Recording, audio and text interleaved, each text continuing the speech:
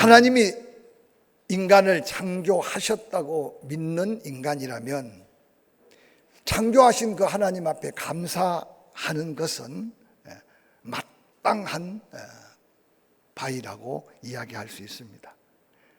창조하신 하나님께도 감사하지만 창조만 하신 게 아니라 구원하신 하나님의 은혜, 그것은 성도가 누리는 가장 값지고 귀한 축복이라는 사실을 한번 기억해 보시기를 바랍니다.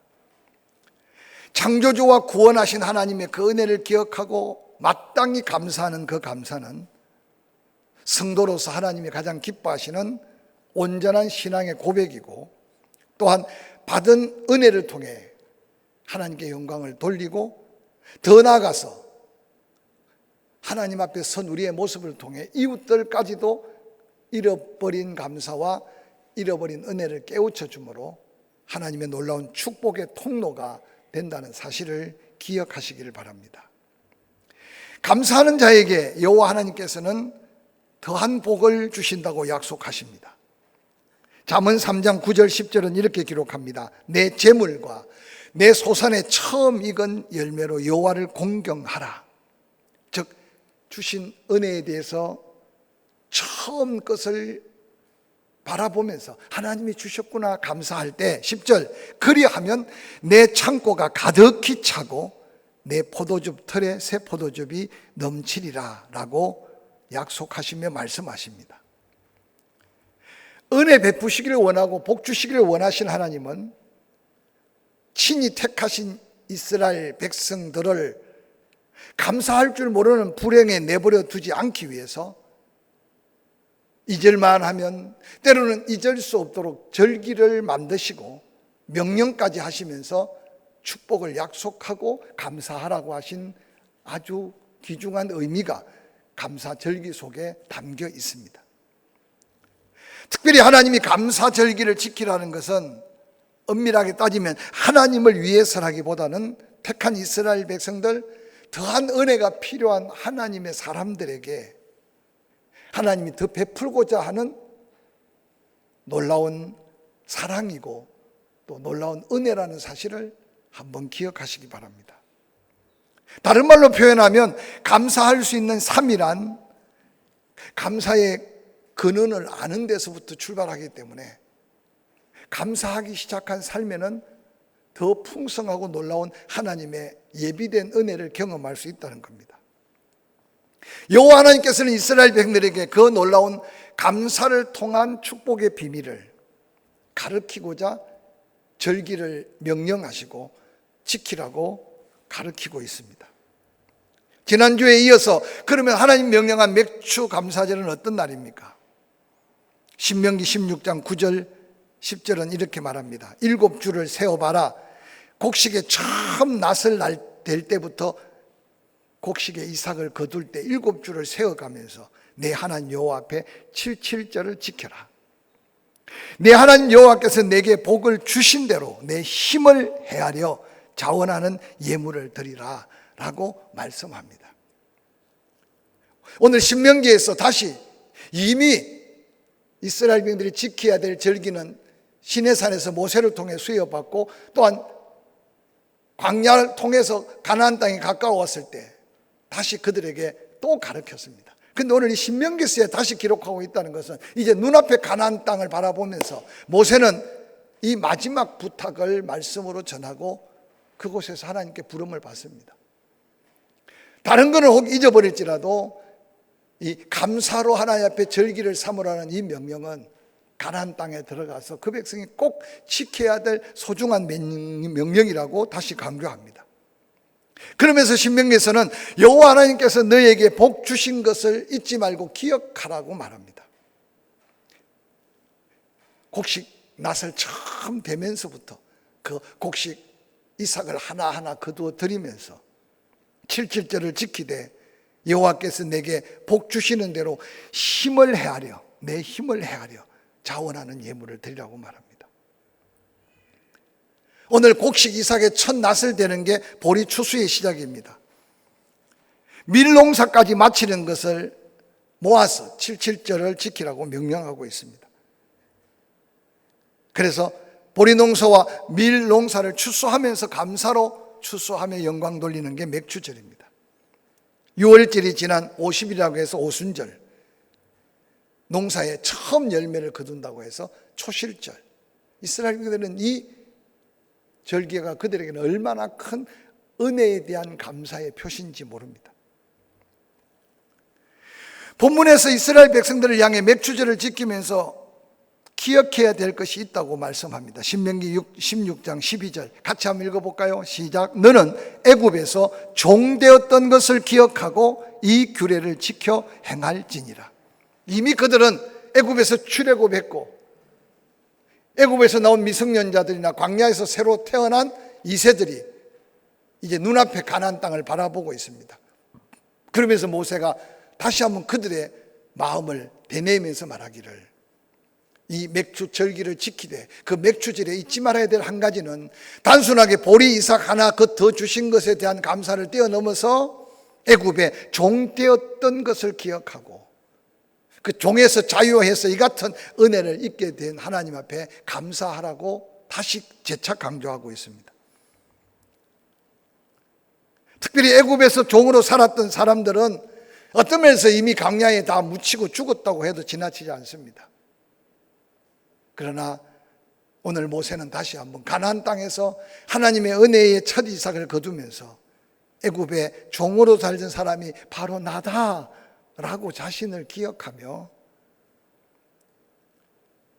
당시에 애굽의 종은 사람이지만 사람처럼 살지 못했고 자유가 없고 가진 소유가 없었기 때문에 그 같은 가운데서 건져주신 분이 하나님이라는 사실을, 생명을 열매 맺고 그 열매를 거두면서 그 원초적인 근원적인 감사를 다시 한번 기억하라고 명령하고 있습니다.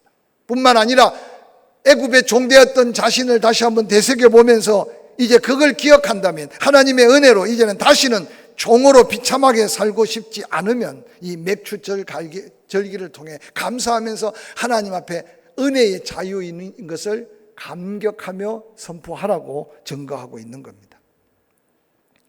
엄밀하게 말하면 영적으로 맥추절은 단순히 보리 밀 농사를 짓고 하나님 앞에 첫 열매를 바치는 정도가 아니라 인간적으로 아무 소망 없는 종에서 하나님의 거룩한 백성이 된 것에 대한, 그래서 그 하나님의 백성이기 때문에 하나님의 축복의 약속이 심었더니 열매를 거둔 그 농사의 결실을 얻게 된 감사를 하나님 앞에 감사하라고 말합니다.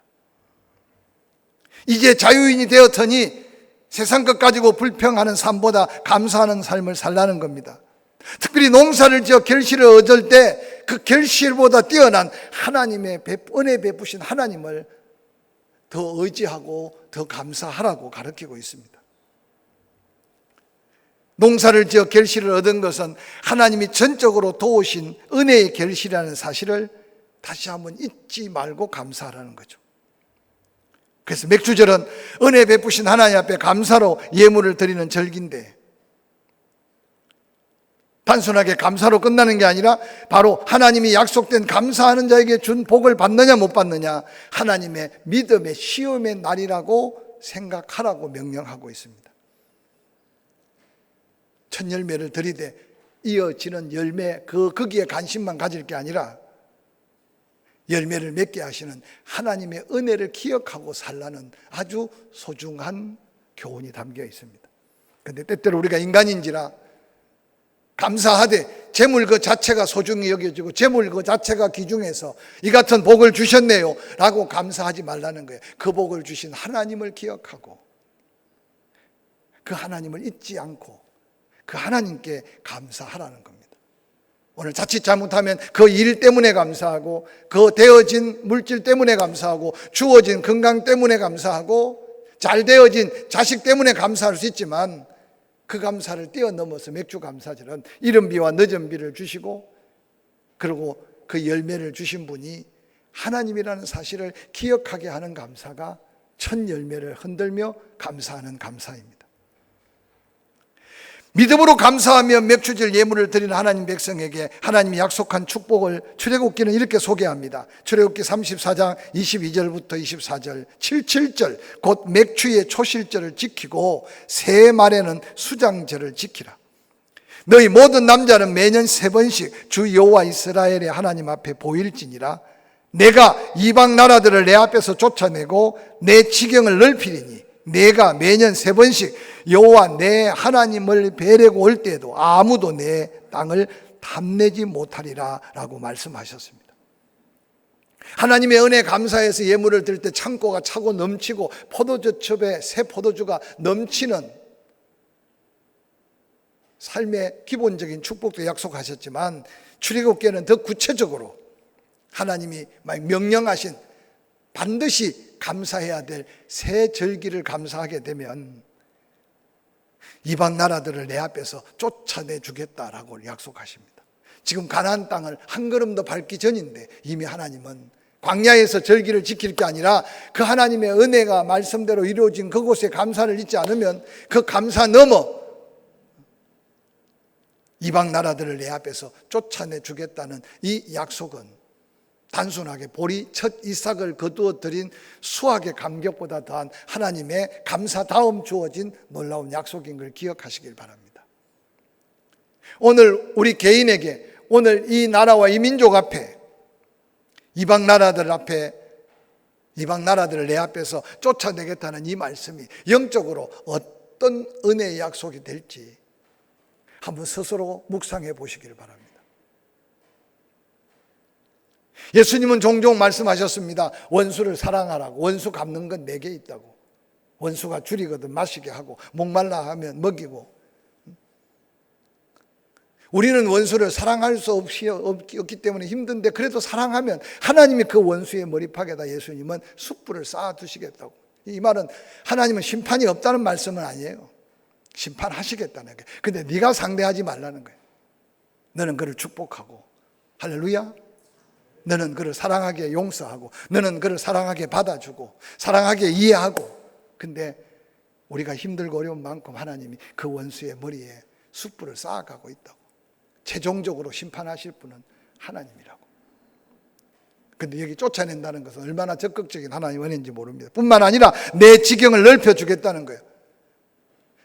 절기를 지켜 마땅히 보여야 될 그 앞에 하나님 앞에 감사하는 그에게 약속된 축복입니다. 이스라엘 백성들에게 지경이 넓혀진다는 것은 얼마나 큰 축복이겠습니까? 우리 앞에 지경이 넓혀진다는 것은 어떤 의미일까요? 인생을 살면 살수록 더 위축되고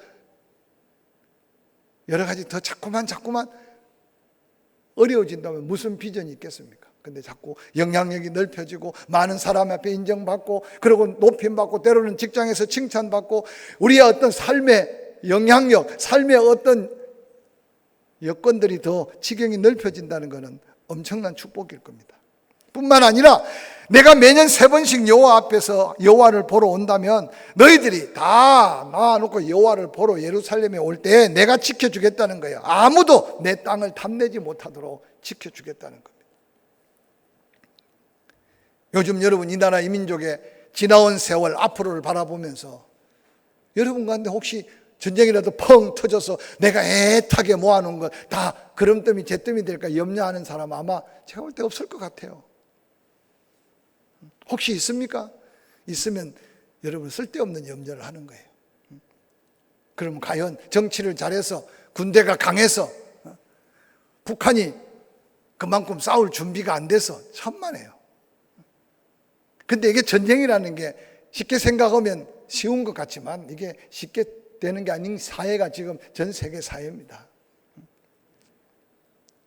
그 가운데 여러분 모든 전쟁을 하나님이 간섭하시고 계시다는 약속을 믿는 민족이 많은 이 민족 가운데 하나님이 택한 백성들을 어떻게 역사하실지 미래를 생각할 때 이 민족이 오늘 우리가 이렇게 평안을 누리고 있는 것은 우연한 게 아니라는 사실을 기억해 본다면 하나님 앞에 열심히 감사하면 내 땅을 탐내지 못하도록 하나님이 막으시고 지켜주시겠다는 이 약속이 이 나라 이 민족 가운데 그리스도인들은 기도하면서 깨달아야 될 은혜인 것을 함께 깨달아 갈 수 있기를 주의 이름으로 간절히 축원합니다.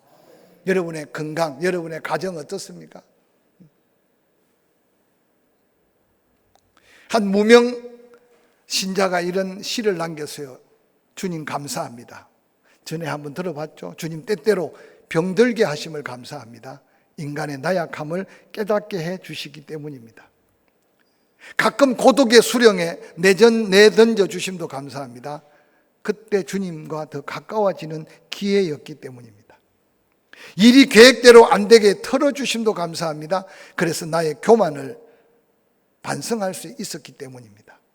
아들과 딸이 걱정거리가 되게 하시고 부모와 동기가 짐으로 느껴질 때가 있게 하심도 감사합니다. 사람 된 보람을 깨달을 수 있었기 때문입니다. 먹고 사는 게 힘겨웠게 하심을 감사합니다. 눈물로서 빵을 먹는 심정을 이해할 수 있기 때문입니다. 불의와 허위가 득세하는 시대에 태어난 것도 감사합니다. 하나님의 의가 분명히 드러날 수 있기 때문입니다. 땀과 고생의 잔을 맛보게 하심도 감사합니다. 그래서 주님의 사랑을 깨닫게 되었기 때문입니다. 주님, 감사할 수 있는 마음을 주심 감사합니다.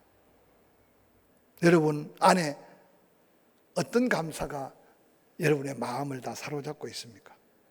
오늘 말씀을 통해 감사는 축복이 전제된 하나님의 약속이 있는 명령입니다. 그래서 사도 바울도 범사에 감사하라고 명령하고 있습니다. 감사는 하나님과 관계의 회복의 지름길입니다. 하나님이 가장 기뻐하시고 듣고 싶어 하시는 단어가 있다면 사랑합니다, 감사합니다. 그 가운데도 아마 하나님은 은혜를 깨닫고 감사하는 자와 관계를 회복시켜 주십니다. 감사는 하나님이 받으실 만한 최고의 예배이고 하나님이 기뻐 받으실 최고의 열매입니다. 뿐만 아니라 감사는 축복의 통로가 열려지는 놀라운 능력이 됩니다. 이제 하나님 말씀을 기억해가면 우리는 어떻게 감사해야 할까요? 의지적으로 감사를 도전해야 합니다. 감사는 끊임없이 우리 육신의 본성과 투쟁합니다. 우리의 육신의 본성은 감사할 수 있는 마음이 없습니다. 하나님의 은혜를 덧입혀질 때 성령의 능력 안에서 감사가 더해지기 때문입니다. 뿐만 아니라 더 나아가서 은혜를 잊고 살기 위한 더한 은혜를 구한다면 감사가 습관화될 때까지 습관적으로 감사하기를 도전해야 합니다. 그런 이유는 뭐냐? 감사는 쉽게 잊혀지고 쉽게 기억할 수 없기 때문에 끊임없이 습관화시켜야 된다는 겁니다. 하나님은 왜 우리에게 감사하라고 말할까요? 우리의 감사로 하나님 이름이 영화롭게 되며 또한 감사하는 자에게 예비된 그 은혜 안에 충만함을 누릴 수 있기 때문입니다. 감사는 선택이 아니라 은혜 입은 그리스도인들이 필수적인 하나님께 순종해야 될 믿음의 아름다운 덕목입니다.